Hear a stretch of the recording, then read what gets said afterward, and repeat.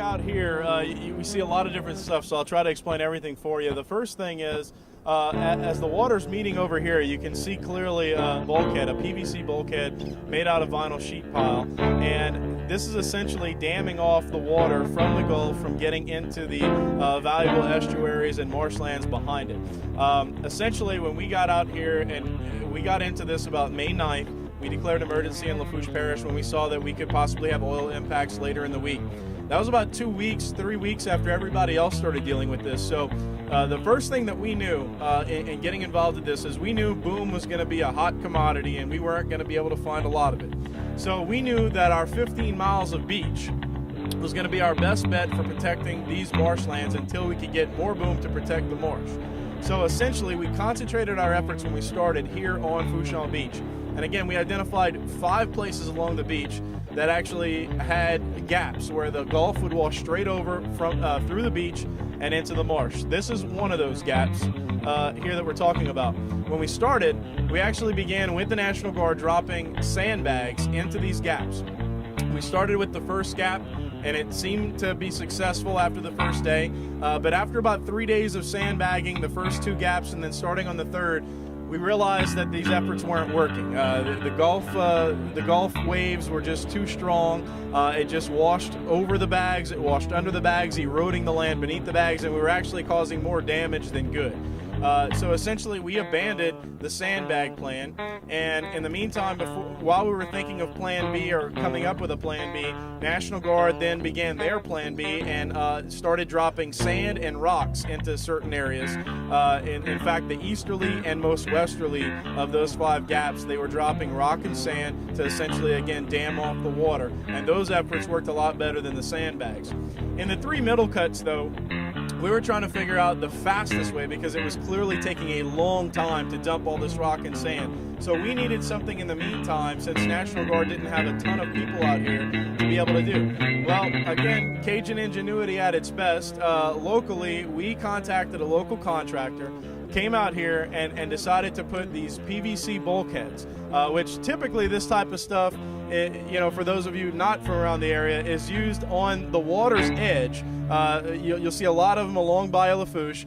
People build up land along the bayou and then bulkhead off the property so that there's no more erosion. So essentially, we just took that theory and used it along the beach, where essentially they drive down vinyl sheet pile into the sand, and again forming a wall or a dam across. Now, this was actually the last barrier that was done. They started from the most easterly and worked their way west, so this was the last one that was completed probably about 3 or 4 weeks ago. So we had heavy oil impact before this was completed, and as you can see on the boom sitting behind the wall, we did have some impact. Luckily, we had the boom in place beforehand, so it didn't get into the marsh. So, and as we're standing here, you see multiple lines of boom. The idea here in Lafourche that we use is we don't want one line of protection. We want multiple lines of protection to defend us against this invading oil. Just some quick explanations about what you see in front of you other than the vinyl sheet pile. You see yellow and orange hard boom. We call it containment boom as well. This is it basically floats on the top of the water to stop the sheen from coming in. It also helps out somewhat with that heavy brown oil, but some of that heavy brown stuff actually gets below the surface of the water, so this boom doesn't always catch it. So that's why you see the other line of boom that looks like colored pom-poms scattered across the beach. That's called snare boom, and it's actually pretty marvelous the way that it works. It's just this synthetic plastic material, has thousands of microfibers on it, and it adheres to oil that comes in. And you see all the different colors. Well, when you get heavy brown oil wash over this stuff, it turns dark brown. It turns the color of the oil because it attaches to it all, and you can barely see color at all. It really does an amazing job of picking up the oil, and this was really the type of boom, the snare boom, that really fought most of the efforts here along the beach. Again, the cleanup workers come through, and we'll see cleanup workers as well. They come through, they pick up this stuff, dispose of it. Some of it is actually recycled. This snare boom can actually be cleaned off and used again. Obviously, we're just using fresh stuff here all the time. This is two of the main kinds of boom that we're using in Lafourche. The most used kind of boom is sorbet boom, which we don't see here, but it's basically, it looks like a white sausage looking boom that has a sorbet material inside of it, and it absorbs oil only, not water. That actually, we have almost 600,000 feet of sorbet boom that's mostly protecting the marshes around Lafourche Parish, so we don't see too much of it on the beach. You're going to see more of the snare boom along the beach. All right, we're standing here looking at a line of HESCO baskets.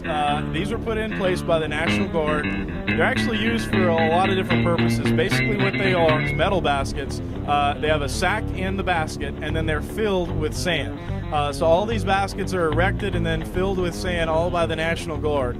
Essentially, the reason for them is along 2.5 miles between our first breach and our second breach in the beachfront, we had several places where the tide actually washes over into the marsh. These places are not as widespread as the larger cut, so a larger effort wasn't needed. But essentially, with no sand dune here, no levee protecting the marshland in the background, we had to come up with some way to protect it. So again, National Guard erected these HESCO baskets for 2.5 miles between the two breaches. And again, they're basically protecting from the high tides like we have today. When it actually washes over, it'll wash into these baskets, and these baskets will protect it. Now, the National Guard is very familiar with these baskets. They're used for a lot of different applications. Some cities actually use them, just like you see here, as permanent flood protection. We try to think of these as semi-permanent. We'd love to see them stay here for as long as possible to protect the erosion in the marsh, but we realize eventually they will be removed. But they can be used for somewhat permanent. The baskets themselves, you can actually, the liner doesn't have to be put in, and you can fill them with rock. So there's, again, a lot of different applications.